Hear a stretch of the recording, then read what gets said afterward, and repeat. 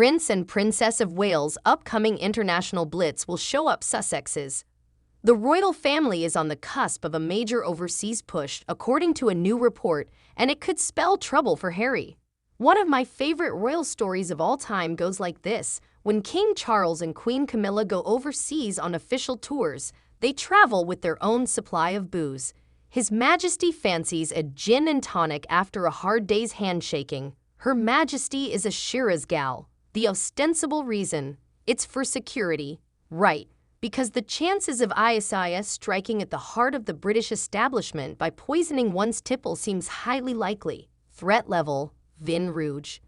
Whatever the reason, according to a new report, Barry Bros and Rudd, purveyors of royal plonk for more than a century, should be expecting an imminent order of vast quantities because the House of Windsor is overseas.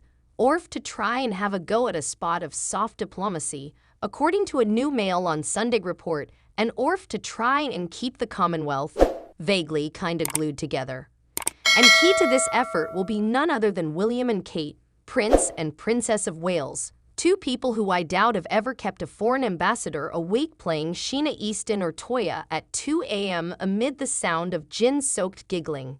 While for the last 3 years the crowning has been forced to stick largely close to home, and with their re-entry into wider international gallivanting delayed by the death of Queen Elizabeth, all that is soon set to change, the Mail has reported.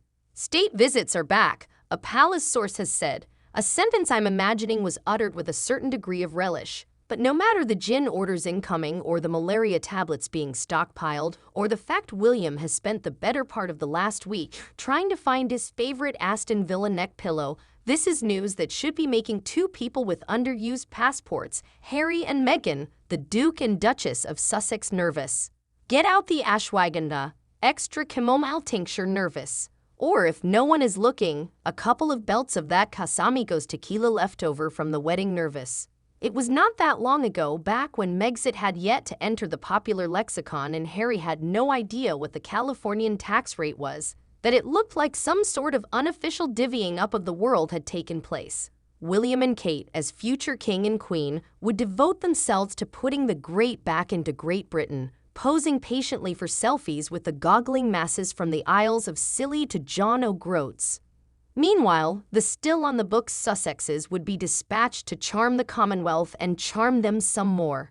The hope seemed to be that their youthful verve and the Duchess' ready supply of homemade banana bread might keep far-flung realms like Australia quiescent and still sold on having an unelected foreign head of state who lived a 22-hour flight away.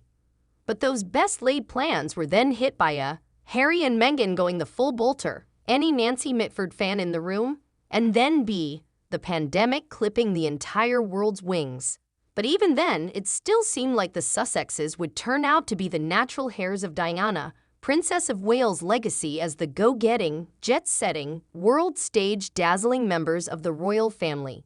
Unfettered by rules or Foreign Office diktats, Harry and Meghan could go anywhere and take on any cause. Refugee camps, remote health outposts, and animal conservation projects from the world over would be their patch in what seemed destined to be a caring creed like never before. I think it's likely that Australia will get a look in sooner rather than later, with either William and Kate dispatched to stop us becoming too restive or Charles and Camilla venturing onto our shores when they head to Samoa for the Commonwealth Heads of Government meeting in October 2024. With Earthshot, William has chosen not only an issue with a worldwide reach and impact, but has set up an organization whose funding and sweep circles the globe.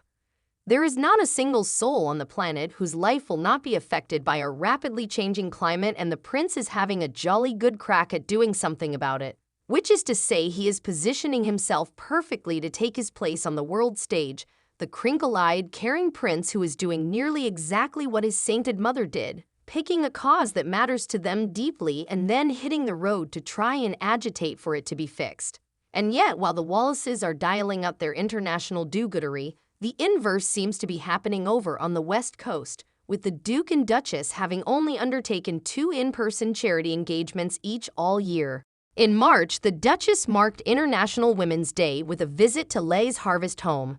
In May, both of the Sussexes observed Mental Health Awareness Month by visiting a local Santa Barbara youth group, and in June, Harry joined alumni of the Diana Award in Los Angeles as part of a program called Conversations for Change. Side note, their Archewell Foundation has, during this time, supported other initiatives and has been ticking away on, most recently, a report from Equimundo which works to promote gender equality. Meanwhile, in the last 8 months, the Sussexes have managed to head to the Big Apple twice to pick up awards for their charity work. Perhaps what this all comes down to is hours in the day. William and Kate, when they are not doing the school run and Googling normal family activities, can devote all their time to their charity work. And Harry and Meghan, their plates are full to overflowing. In the last few months, Harry has twice flown back to the UK for his various legal fights with sections of the British media. The couple's contract with Spotify has gone kaput, reportedly costing them millions, and Netflix has told the couple they have to come up with more must-watch shows if they want to earn the remaining $76 million of their contract. Between all this and the couple's run-ins with the paparazzi, it's hard to see how they even have the time in the day to fit in a quick transcendental meditation sesh, let alone have a go at doing much world-saving. So will William and Kate's, and Charles and Camilla's, worldwide push save the Commonwealth? Will Harry and Meghan dust off their passports to have a crack Diana-ing? And can Barry Bros and Rudd call in enough staff to do overtime before the King and Queen's next overseas jaunt? Stay tuned for the next episode of The World Is Not Enough.